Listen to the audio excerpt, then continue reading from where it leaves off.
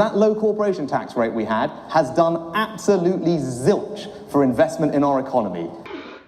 Energy bills doubling, inflation at a 40-year high. We currently have the highest tax burden in this country that we've had for 70 years.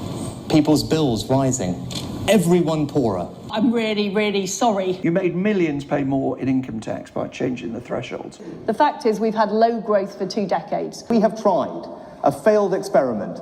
harming ordinary people. We inherited a bunch of formulas from the Labour Party that shoved all the funding into deprived urban areas. Then that needed to be undone. I started the work of undoing that. You and your wife are personally richer than the Queen.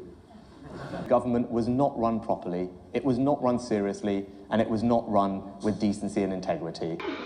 Simply carrying on with the same policy is going to result in more low growth. And we've currently got the highest tax rates for 70 years in our country. Our tax system isn't generous enough. I haven't seen any change in the last 2.5 years. You have dragged very low earners into the 20% tax bracket, and before they didn't pay any tax. That way to raise money is undoubtedly, objectively progressive.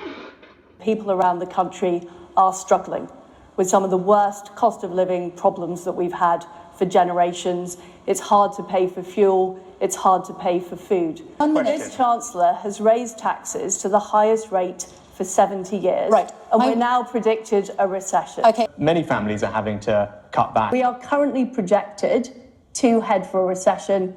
We've currently got the lowest projections of growth rates in the G7. Of course I want to see growth growing, Nick, right, of course. Now, we have to think about how to do that. It's wrong to renege on a manifesto commitment when we had the money. We have anemic growth in this country. Well, the answer has got to be that we need to do things differently. I can't believe I'm actually saying this, but you can believe every word they've just said.